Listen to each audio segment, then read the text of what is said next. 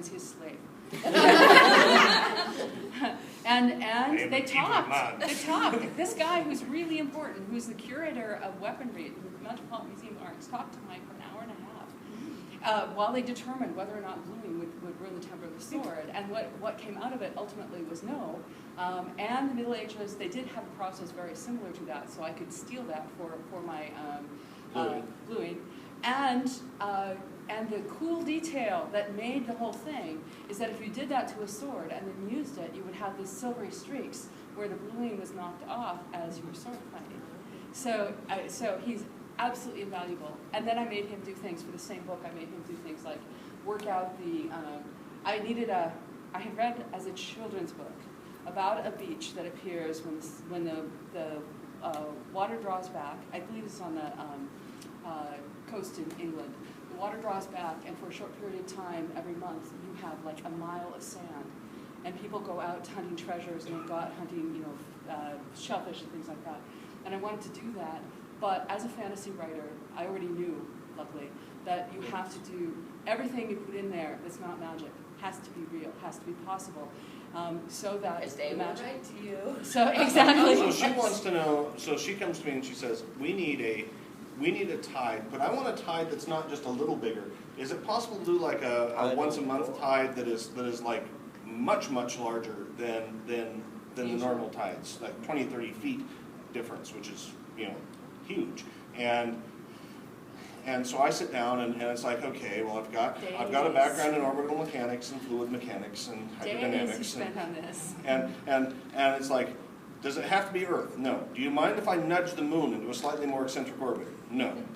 Can I put an offshore cliff and a pair of converging ocean currents? Yes. And finally it's like, okay, with all these elements in place, if I nudge the moon into a slightly more eccentric orbit and add a pair of converging currents and a sea cliff at just the right spot, we can make this happen.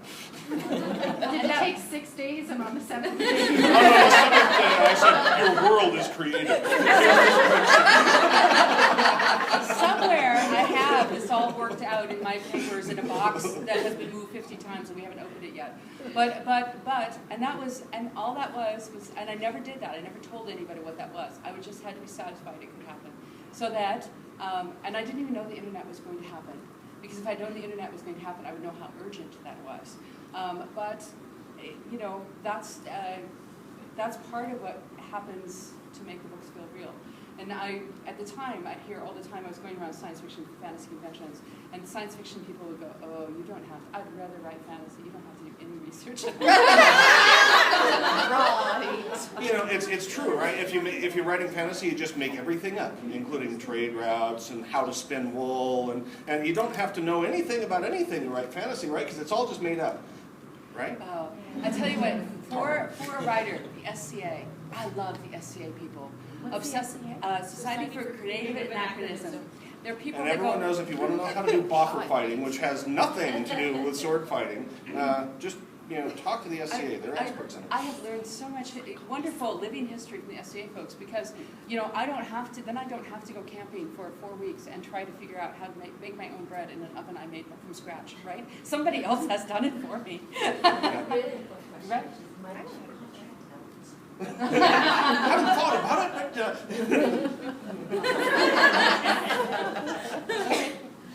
just because I do have to do my own research and I do get lost in some of the details, and it would be so much easier to talk to a human being. Do you have any tips about opening that rapport on the phone? Because I do have phone anxiety myself, and it's hard to pick up the phone. actually, what I have found this is actually we should probably do a panel sometime on how to lead people dry of information, because there's actually an art to this.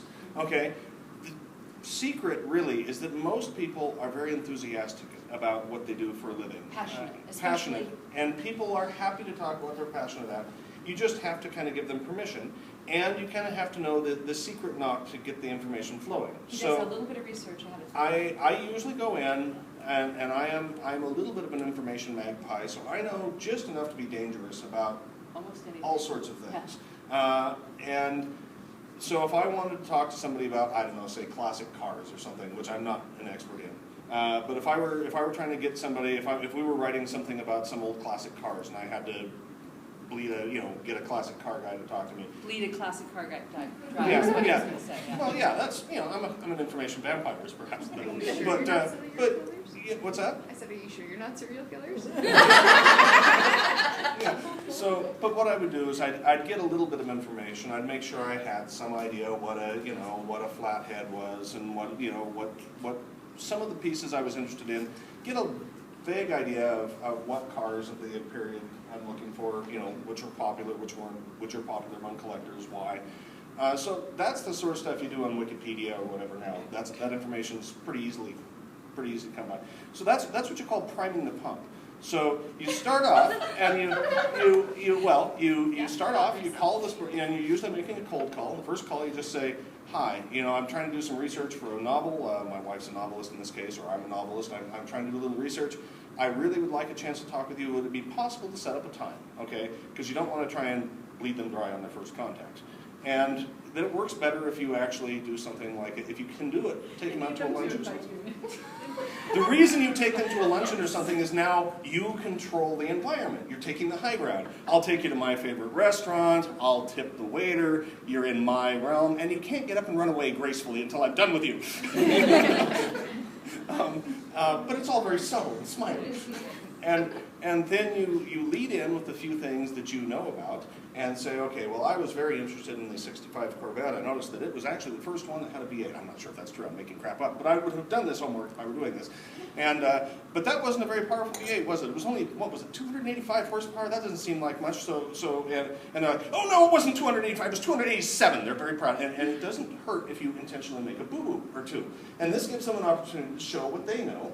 And then as soon as you've got the information engine running, you kind of back off and say, oh, you're absolutely right. I misremembered that. So it's 287 horsepower in that original Corvette. Awesome. And what else could you tell me about? Well, it has a 4-speed tranny, and most of them only had 3 in those days. It wasn't 3 on the tree, it was 4 on the floor, and that was amazing, and blah, blah, blah, blah. And meanwhile, you're just kind of sitting here and writing stuff down. And every time they start to slow down, you say, running gears, was that a 373? Or, no, that was not a 373 running gear at that point. Oh, there's two tricks that he's not telling you. One is that you have to be enthusiastic. Mike is enthusiastic about knowledge. And so people feel like they're doing him a favor. And they are. And it's happy. It's a happy favor. They get to talk about their favorite subject, and they're talking to an interested party. And that's the second part, is that he's really interested in this. And his interest goes beyond what little things that we need to know. He'll really, he'll come home and he'll be excited about it. But it works pretty well, because you come home with a large volume of data that you've extracted from a reliable source.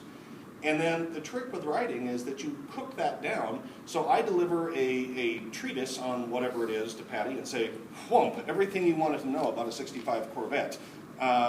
And she says, oh, all I really wanted to know was did they come in black that year? And that's all that makes it into the book. And so I'm doing a panel on patterns of recognition in humans with Linda, and I've lost her last name because I don't have my program with me, at 1 o'clock in, I think maybe this room, or in Surrey, this is Surrey. But it's this Clarence, okay, over in Surrey, because you need that volume of information to get out the right details. And if you get out the right details, people are very good at saying you either know what you're talking about or you don't know what you're talking about, irregardless of whether they know what you're talking about, just by the details that you use.